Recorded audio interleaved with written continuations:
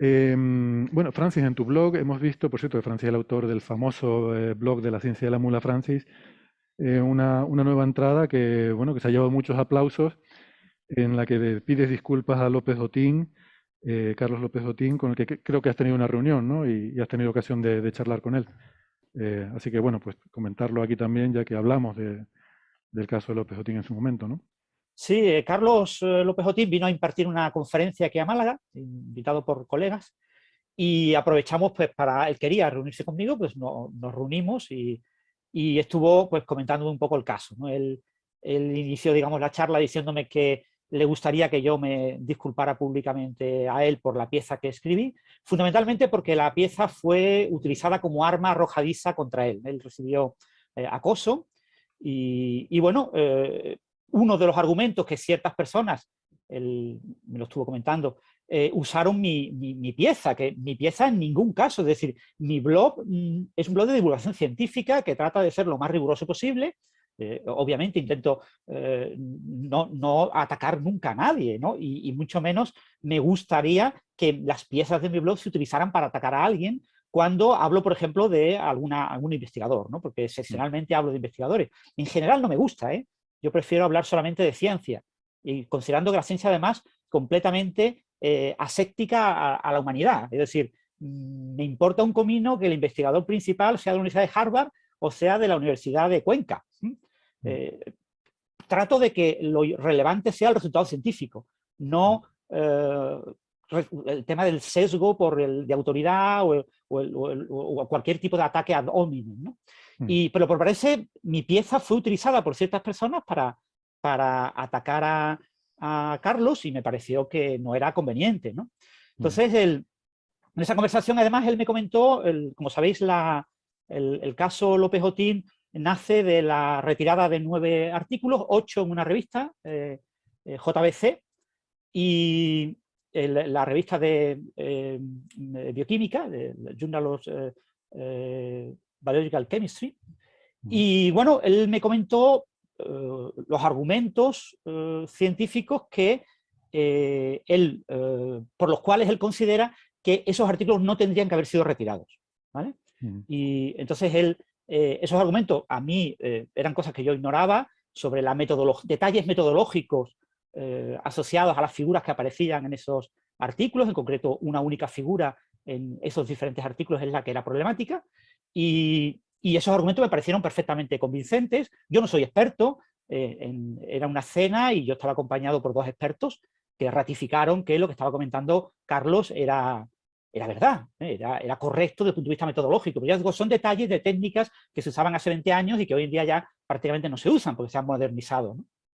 Y claro, si estas personas que son de mi confianza y también de la confianza de Carlos me aseguran que eso era así, pues yo no tengo dudas de que la retirada de esos artículos en JBC fue injusta. Pero no solo eso, sino que Carlos además empezó a comentarme información de carácter confidencial, es decir, personas con nombre y apellidos en esa revista y en otros lugares que fueron los responsables de que acabaran retirándose esos artículos. Como es obvio para todos los oyentes, yo no puedo revelar los nombres de esas personas ni exactamente qué hicieron. Por supuesto, lo único que yo sé es lo que me contó Carlos, ¿vale? Yo asumo que era cierto todo lo que me estaba contando y él es quien tiene que tomar medidas contra esas personas. De hecho, Carlos fue editor de la revista JBC y conoce a editores y conoce mucha información interna de la revista que me contó, que yo obviamente no puedo contar. Entonces yo creo que quien tiene que contar los detalles de todo lo que ha ocurrido es el propio Carlos Otín, y yo espero y deseo que próximamente, en unos años, no va a ser pronto, pero en unos años, él pueda escribir, por ejemplo, un libro contando todos estos detalles de su caso y aclarando todas las dudas, ¿no? Pero ya os digo, yo quedé perfectamente convencido por lo que, como he comentado en la pieza en mi blog de disculpas, de que fue injusto la retirada de esos artículos y me pareció muy mal que alguien usara mi pieza para atacar a Carlos, y entonces Carlos me dijo, mira, pues me gustaría que publicaras por un lado, que borraras la pieza. Pues yo le dije, si quieres la cambio, rehago la pieza, de tal manera de que se vea claro de cuáles son los argumentos que tú me acabas de contar. Me dijo, no, yo prefiero que borres la pieza, que no la rectifiques. Digo, bueno, no pasa nada, yo la borro sin ningún problema. Y además me gustaría una disculpa pública. Yo dije, perfecto, no hay ningún problema. Y entonces me puso el ejemplo de otra disculpa pública que ya se había publicado y me dijo algo parecido a esto. Y entonces pues yo hice una disculpa pública por mi cuenta, es decir, con mis argumentos, mencionando mi pieza, mencionando mis 2 intervenciones en Coffee Break y acabando como una especie de enlace a la otra disculpa con una frase o un par de frases de la otra disculpa al final. Y nada más, no hay mucho más que contar. Yo espero, ya digo, que Carlos aclare en primera persona todos estos detalles que, ya digo, son muchas de las cosas que me contó, son cosas que involucran a personas con nombre y apellido.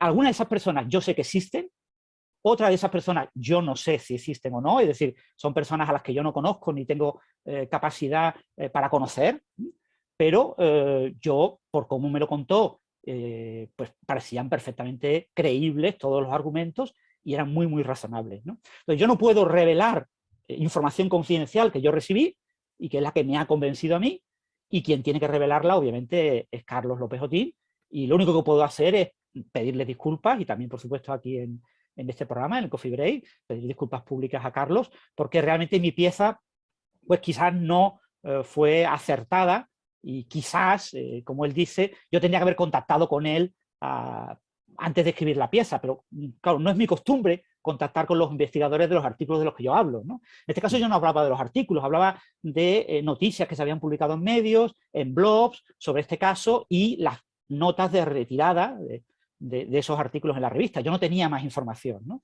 Y quizás pues tenía que haber, quizás por el tono de mi pieza, pues no era el adecuado, ¿no? Tenía que haber sido más cauto en una pieza que involucra personas, ¿no? Y esto es una cosa pues, relativamente grave. Pero yo os digo, lo que a mí más me molestó y la razón fundamental por la que yo acepté que había que retirar la pieza de mi blog y borrarla, es que había sido usada en contra de Carlos para acosarle.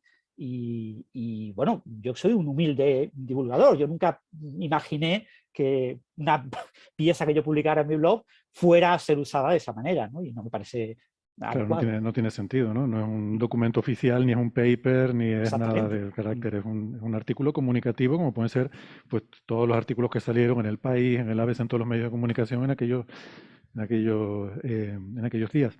Y un Esto, punto sí. clave, yo habitualmente en mi blog suelo hablar de artículos científicos, es decir, me leo un artículo científico y hago un resumen, un comentario sobre lo que yo opino sobre ese artículo científico, sobre lo que contiene el artículo científico. En este caso no había ningún artículo científico sobre estas retiradas de artículos. Lo que había eran piezas en blogs, algunos blogs especializados en el tema de retiradas de artículos y piezas en medios, como has comentado, El País, ABC, etcétera, que son medios que en principio se supone que los periodistas que escriben en esos medios se informan adecuadamente de todos los detalles que cuentan que no aparece en lo que es la nota de retirada en una revista, ¿no? Entonces había cierta información en mi pieza que estaba, digamos, extraída, por supuesto, citados todos estos artículos, estaban citados todos los artículos de prensa que yo había utilizado, pero estaban extraídos de esos artículos de prensa. Si en esos artículos de prensa se contiene información que no es del todo fiable o del todo rigurosa, yo no tengo medio de saberlo. Bien, bien. Bueno, esto fue el episodio 200 de Coffee Break, donde hablamos de este tema, y luego hicimos una actualización un año más tarde por ver cómo había quedado la cosa en el 253, ¿no? Bueno, los escucharé a ver si por mi parte hay algo a lo mejor también que me haya podido equivocar.